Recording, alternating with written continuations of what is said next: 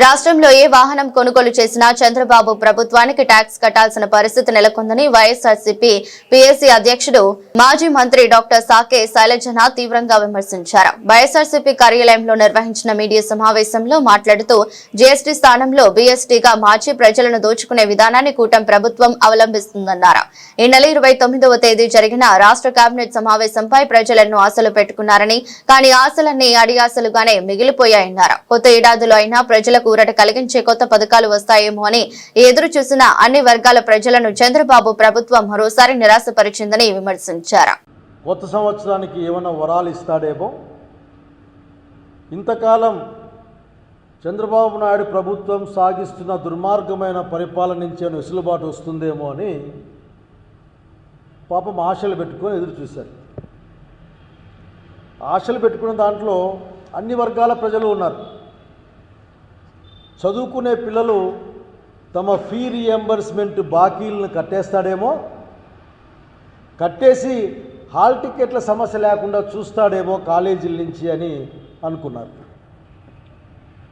అట్లాగే ఆరోగ్యశ్రీకి బాకీ పడ నిధులను విడుదల చేసి రోగగ్రస్తుల్ని, బాధపడే పేదల్ని జబ్బుల నుంచి కాపాడి ఈ రాష్ట్రాన్ని ఆరోగ్యకరంగా ఉంచేందుకోసం నిర్ణయం ప్రకటిస్తారేమో అని దాదాపు రాష్ట్రంలో ప్రతి ఒక్కరు కూడా ఎదురు చూశారు.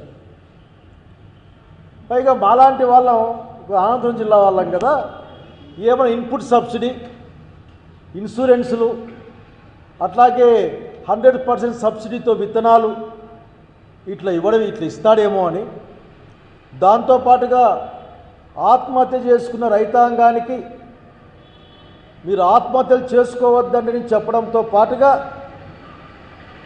ఆ కుటుంబాలను ఆదుకోవడం కోసం ఇతోధికంగా ఆర్థిక సహాయం కానీ వ్యవసాయపరంగా సహాయం ప్రకటిస్తారేమో రాష్ట్రం మొత్తం మీద అని కూడా ఆలోచించాం. ధరల స్థిరీకరణకు ఎట్లాగూ ఆ విమానాలకు 100 కోట్లు, ఆ యోగా డేలకు 100 కోట్లు ఖర్చు పెడతాడు కదా, ధరల స్థిరీకరణ కూడా అసలుకి ఒక 2-3 వేల కోట్లు ఏమన్నా ఖర్చు అనౌన్స్ చేస్తాడేమో అని ఆశపడ్డాం. అంతేకాకుండా 2 సంవత్సరాలు అయిపోతా వస్తుంది. ఇంకా ఆయన మేనిఫెస్టోలో చెప్పిన విధంగా నిరుద్యోగ భృతి ఏమైనా 1500 రూపాయలు ఇస్తారేమో అని నిరుద్యోగ యువకులు అందరూ వెయిట్ చేశారు. దాంతోపాటుగా పెన్షన్కి 50 ఏళ్ళు దాటిన ప్రతి ఒక్కరికి 4000 రూపాయలు పెన్షన్ ఇస్తా అని చెప్పిన ఆ పెన్షన్ డబ్బులు అనౌన్స్ చేస్తారేమో. ఎందుకంటే చంద్రబాబు నాయుడు గారు పెడుతున్న ఆఖరి ఈ సంవత్సరానికి మీటింగ్ కదా అని అనుకున్నారు. కానీ ఏ ఉపయోగం లేదు.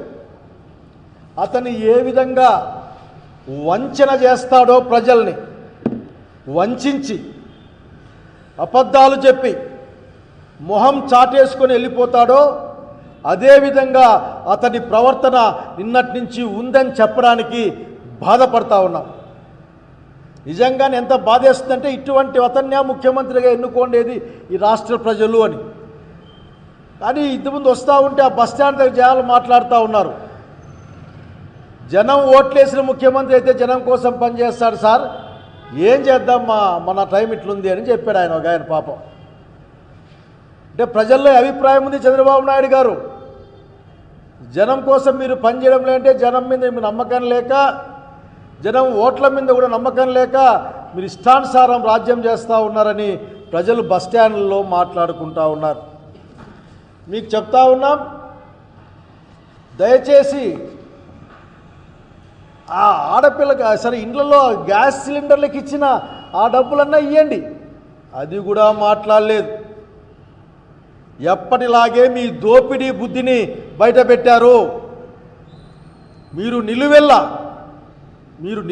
మీకు నిండిన లక్షణం ఏంటంటే ప్రజల ఆస్తుల్ని దోపిడీ చేయడం, ప్రజల నమ్మకాన్ని దోపిడీ చేయడం, తద్వారా రాజ్యాధికారాన్ని సంపాదించుకోవడం. ఏ మార్గంతో అయినా సరే ఆ రాజ్యాధికారాన్ని మీకోసం ఉపయోగించుకోవడం తప్ప ఇంకొకటి కాదన్న సత్యాన్ని మీరు చూపించారు.